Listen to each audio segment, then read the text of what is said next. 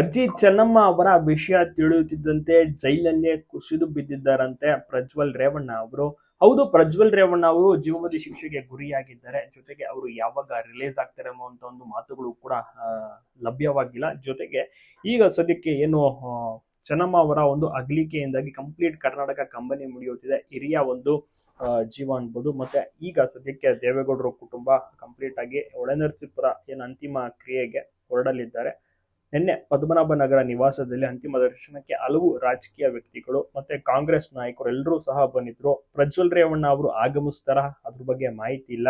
ಆಗಮಿಸಬೇಕು ಅಂತ ಅವರ ಕುಟುಂಬಸ್ಥರು ಒಂದು ರೀತಿಯಲ್ಲೂ ಕೂಡ ಆಸೆನ ಪಡ್ತಾರೆ. ಯಾಕೆಂದ್ರೆ ಅಜ್ಜಿಯ ಅಂತಿಮ ದರ್ಶನವನ್ನ ಕೊನೆ ಬಾರಿಗೆ ಪಡ್ಕೊಳ್ಳಿ ಮೊಮ್ಮಗ ಅಂತ. ಬಟ್ ಅಲ್ಲಿ ಸರ್ಕಾರ ಮತ್ತೆ ಜಡ್ಜ್ ಅವಕಾಶವನ್ನ ನೀಡಬೇಕಾಗುತ್ತೆ. ಪೆರೋಲ್ ಮೇಲೆ ಬಂದ್ರೆ ಅವರು ಅಂತಿಮ ದರ್ಶನವನ್ನ ಪಡ್ಕೋಬಹುದು. ಬಟ್ ಮುನ್ಸೂಚನೆ ಏನು ಕೂಡ ಕಾಣಿಸ್ತಾ ಇಲ್ಲ. ಆದ್ರೆ ರಾತ್ರಿ ಎಲ್ಲ ನಿದ್ದೆ ಮಾಡಿಲ್ಲ ಪ್ರಜ್ವಲ್ ರೇವಣ್ಣ ಅವರು. ತಾಯಿ ಆಗ್ಲಿಕ್ಕೆ, ಅಜ್ಜಿ ಆಗ್ಲಿಕ್ಕೆ ಬಹಳಷ್ಟು ನೋವಾಗಿದೆ ಅವ್ರಿಗೂ ಕೂಡ. ಯಾಕೆಂದ್ರೆ ಅಜ್ಜಿಯ ಒಡನಾಟ ಬಹಳಷ್ಟು ಇತ್ತು ಪ್ರಜ್ವಲ್ ರೇವಣ್ಣ ಅವರಿಗೆ.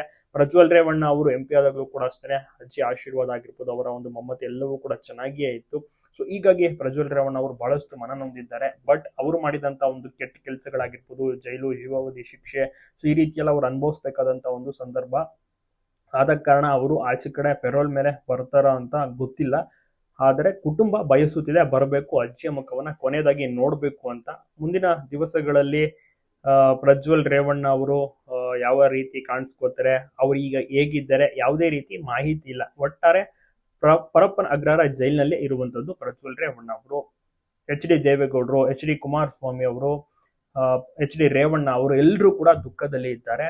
ಕುಟುಂಬದ ಒಂದು ದೊಡ್ಡ ಹಿರಿಯ ಜೀವವನ್ನ ಕಳ್ಕೊಂಡಂತವ ಒಂದು ಚೆನ್ನಮ್ಮ ಅವ್ರನ್ನ ಕಳ್ಕೊಂಡು ಹಲವಾರು ನಾಯಕರು, ಕಾರ್ಯಕರ್ತರು, ಅಭಿಮಾನಿಗಳು ಸಹ ಬಂದು ಅಂತಿಮ ನಮನವನ್ನ ಪಡ್ಕೊಂಡು ಹೋಗ್ತಾ ಇದ್ದಾರೆ.